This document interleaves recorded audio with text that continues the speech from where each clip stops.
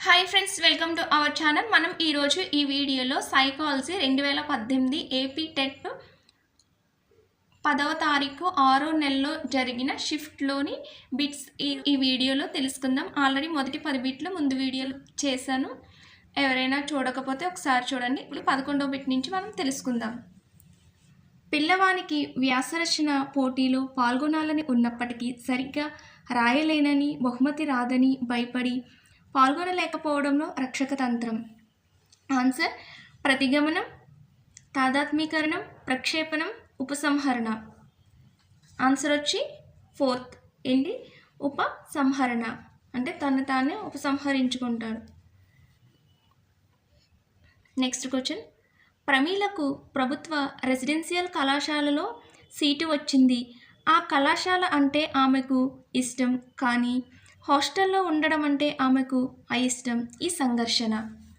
Options చూద్దాం. ఉపగమ ఉపగమ, ఉపగమ పరిహార, పరిహార పరిహార, ద్వి ఉపగమ పరిహార. ఇది మనకి చాలా ఈజీగా అనిపిస్తుంది, కానీ ఒక్కొక్కసారి రాంగ్ పెట్టేస్తాం. ఉపగమ ఉపగమ అంటే రెండు కూడా మనకి ఇష్టమైన పనులు అయితే ఉపగమ ఉపగమ. అదే పరిహార పరిహార అంటే రెండు కూడా మనకి ఇష్టం లేని పనులు అయితే పరిహార పరిహార. ఉపగమ పరిహార అంటే ఉపగమ అంటే మనం ఎప్పుడో ఒకటి గుర్తుపెట్టుకోవాలి, ఇష్టమైనది అని. పరిహార అంటే ఇష్టం లేనిది అని. ఉపగమ పరిహార అంటే ఉపగమ అంటే ఇష్టమైనది, పరిహార అంటే ఇష్టం లేనిది. ద్వి ఉపగమ పరిహార అంటే రెండు మనకి ఇష్టమైన పనులు ఉంటాయి, ఒకటి ఇష్టం లేనిది. ద్వి ఉపగమ పరిహార ఉంటుంది, ద్వి పరిహార కూడా ఉంటుంది. ఆన్సర్ తెలిస్తే కామెంట్ చేయండి. ఆన్సర్ వచ్చి సెకండ్, ఉపగమ పరిహార. 13th question. ఈ క్రింది వాణిలో గౌణ అవసరం. ఆన్సర్స్ చూద్దాం. ఆప్షన్స్: ఆహారం, గుర్తింపు, నిద్ర, నీరు. మీకు ఆన్సర్స్ తెలిస్తే కామెంట్ చేయండి. మీరు మనసులో మీరు అనుకోండి. ఆన్సర్ వచ్చి నిద్ర. గౌణ అవసరాలు అంటే ప్రాథమిక అవసరం. ఆ అవసరం లేకపోతే మనం ఉండలేం, నిద్ర లేకపోతే మనం ఉండలేం కదా. 14th. సంసిద్ధతా నియమం, అభ్యాసన నియమం, ఫలిత నియమం ఈ క్రింది సిద్ధాంతం యొక్క ఫలితం. ఆప్షన్స్ చూద్దాం. అంతర్దృష్టి అభ్యాసన సిద్ధాంతం, యత్నదోష అభ్యాసన సిద్ధాంతం, శాస్త్రీయ నిబంధన సిద్ధాంతం, కార్యసాధక నిబంధన సిద్ధాంతం. ఆన్సర్ వచ్చి సెకండ్, యత్నదోష అభ్యాసన సిద్ధాంతం. ఇతరుల నుండి ఏమీ ఆశించకుండా స్వీయ ప్రమాణాలను పొందడానికి ఉద్దేశింపబడే పునర్బలన రకం. ఆప్షన్స్ చూద్దాం. ప్రత్యక్ష పునర్బలనం, పరోక్ష పునర్బలనం, స్వీయ పునర్బలనం, రుణాత్మక పునర్బలనం. మీకు ఆన్సర్ తెలిస్తే కామెంట్ చేయండి. ఆన్సర్ వచ్చి థర్డ్, స్వీయ పునర్బలనం. ఈ స్మృతి రకంలో విషయం ఎక్కువ కాలం గుర్తించుకోవడం జరుగుతుంది. ఆప్షన్స్ చూద్దాం. బట్టి స్మృతి, స్వల్పకాలిక స్మృతి, నిష్క్రియాత్మక స్మృతి, క్రియాత్మక స్మృతి. బట్టి స్మృతి అంటే బట్టి పట్టడం, అది మనం నిద్రలో లేపినా కానీ మనం ఆన్సర్ చెప్పగలం. ఓన్లీ బట్టే చెప్పగలం, దాన్ని ఎక్స్ప్లెనేషన్ అనేది మనం ఇవ్వలేం. స్వల్పకాలిక స్మృతి అంటే అది కొంతసేపే గుర్తుంటుంది, ఎవరైనా ఫోన్ నెంబర్స్ అలాంటివి. నిష్క్రియాత్మక స్మృతి అంటే అది మనకి అవసరం లేదని మనం 2 నిమిషాలు మాత్రమే గుర్తుపెట్టుకుంటాం, ఏదైనా బస్ నెంబర్ అలాంటివి. క్రియాత్మక స్మృతి అంటే అది మనం ప్రాక్టికల్గా చేసి గుర్తుపెట్టుకున్న దాన్ని క్రియాత్మక స్మృతి అంటారు. ఈ 4 ఆప్షన్ ఏది? ఆప్షన్ వచ్చి 4, క్రియాత్మక స్మృతి. క్రియాత్మక స్మృతి అనేది మనకి ఎక్కువ కాలం గుర్తుంటుంది. ఏదైనా మనం చదివినప్పుడు కూడా ప్రాక్టికల్గా గుర్తుపెట్టుకున్నట్లయితే అది మనం ఎప్పటికీ మర్చిపోం. 17th question. ఇప్పుడు చూస్తున్న పరిస్థితి ముందెన్నడూ చూడకపోయినా చూసినట్లుగా అనుభూతి కలగడాన్ని ఎలా పిలుస్తారు? ఆప్షన్స్ చూద్దాం. జైగార్నిక్ ప్రభావం, హాలో ప్రభావం, డెజావో, గెస్టాల్ట్ ప్రభావం. ఆన్సర్ తెలిస్తే కామెంట్ చేయండి ఫ్రెండ్స్. ఆన్సర్ వచ్చి డెజావో.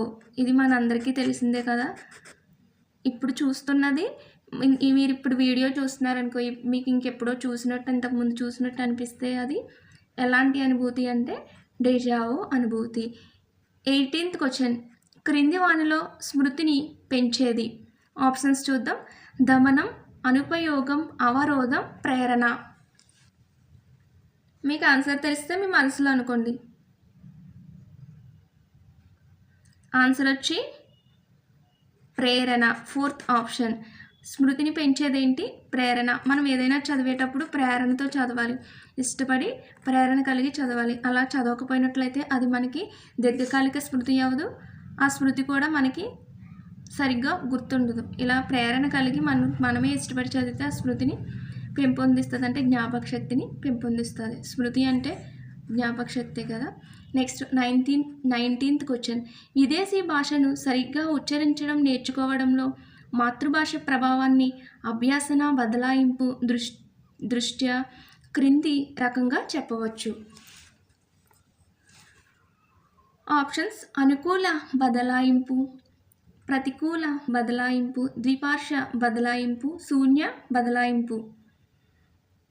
ఈ బదలాయింపులన్నీ మనకి తెలుసు కదా.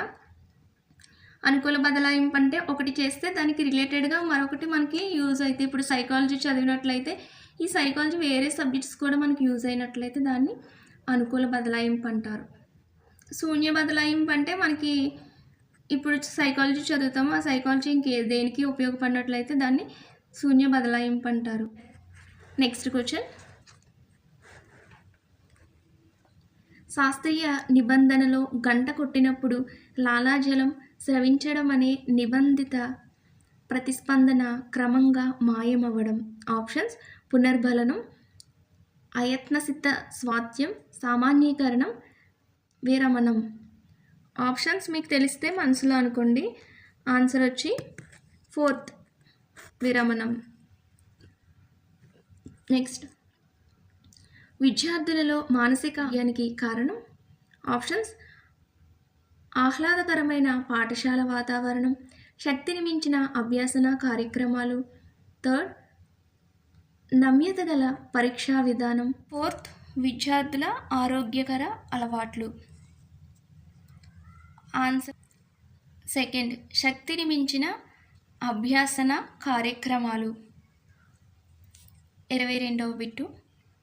22nd బండూరా ప్రకారం సాంఘిక అభ్యాసన ప్రక్రియలు మొదటి అంశం ధారణ, అవధానం, పునర్బలనం. ఆప్షన్ 3 అవధానం. ఈ క్రింది వానిలో ఒకటి బ్రూనర్ బోధన సిద్ధాంతానికి సన్నద్ధత, విశ్లేషణ, విషయ నిర్మాణం, వరుస క్రమం. సెకండ్, విశ్లేషణ. 24th question. ఒక ప్రాథమిక పాఠశాలలో 151 మంది పిల్లలు ఉన్నారు. విద్యా హక్కు చట్టం 2009 ప్రకారం ఆ పాఠశాలలో ఉండాల్సిన ఉపాధ్యాయుల సంఖ్య. ఆప్షన్స్ చూద్దాం. 5 ప్రాథమిక ఉపాధ్యాయులు, 1 సైన్స్ ఉపాధ్యాయుడు, 6 మొత్తం. 4 ప్రాథమిక ఉపాధ్యాయులు, 1 భాషోపాధ్యాయుడు, 4 ప్రాథమిక ఉపాధ్యాయులు, 1 ప్రధాన ఉపాధ్యాయులు, 5 ప్రాథమిక ఉపాధ్యాయులు, 1 ప్రధాన ఉపాధ్యాయుడు. ఆన్సర్ ఫోర్త్, 5 ప్రాథమిక ఉపాధ్యాయులు, 1 ప్రధాన ఉపాధ్యాయుడు. ఎంతమందికి?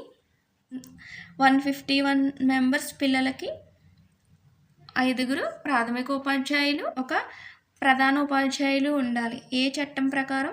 2009 విద్యా హక్కు చట్టం ప్రకారం. నెక్స్ట్ 25th NCF 2005 ప్రకారం పిల్లలు భౌతికంగా అసౌకర్యం కలిగించగల సాధారణ అంశం. ఆప్షన్స్ చూద్దాం. సంరక్షించే పాఠశాల సిబ్బంది, సమీపంలో పాఠశాల, సౌకర్యవంతమైన టాయిలెట్స్, బరువైన పుస్తకాల సంచులు. ఆప్షన్స్. ఆన్సర్ మీకు తెలుసా ఫ్రెండ్స్? ఆన్సర్ వచ్చి 4 బరువైన పుస్తక సంచులు. Next question. ఈ నాయకత్వ శైలి యందు నాయకుడు నామమాత్రంగా ఉంటాడు. సభ్యులు పూర్తి స్వేచ్ఛను కలిగి ఉండి తుది నిర్ణయాలు తమకు తామే తీసుకుంటారు.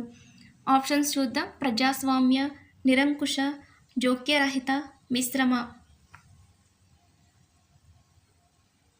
ఆన్సర్ థర్డ్, జోక్యరహిత. 27th కార్ల్ రోజర్స్చే ప్రతిపాదించబడిన మంత్రణ విధానం. ఆప్షన్స్ చూద్దాం. నిర్దేశిక మంత్రణం, అనిర్దేశిక మంత్రణం, శ్లేషగ్రహణ మంత్రణం, ఆధిపత్య మంత్రణం. ఆన్సర్ సెకండ్, అనిర్దేశిక మంత్రణం. 28th question. ఈ క్రింది వానిలో విద్య నేర్వగల మానసిక వికలాంగులు.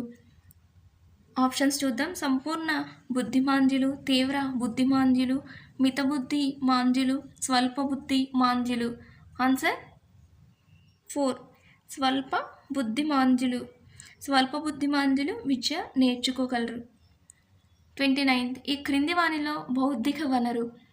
ఆప్షన్స్ చూద్దాం. శాస్త్రజ్ఞులు, జలపాతాలు, వ్యవసాయ క్షేత్రాలు, జంతు ప్రదర్శనశాల. ఆప్షన్ 1, శాస్త్రవేత్తలు. Last question. నిర్మాణాత్మక మదింపునందు స్లిప్ టెస్ట్కు ఇవ్వవలసిన భారత్వం. ఆప్షన్స్ 10 marks, 20 marks, 25 marks, 15 marks. Answer తెలిస్తే కామెంట్ చేయండి ఫ్రెండ్స్. మీకు ఇలాంటి వీడియోస్ మరిన్ని కావాలి అంటే మన ఛానల్ని సబ్స్క్రైబ్ చేసుకొని ఆల్ అనే బటన్ని క్లిక్ చేయండి. అలాగే లైక్ చేయండి. మీరు లైక్ చేయడం వల్ల వీడియో అనేక మందికి షేర్ చేయబడుతుంది. మీకు ఇంకా ఎలాంటి వీడియోస్ కావాలి అనేది కామెంట్ చేయండి. Thank you for watching.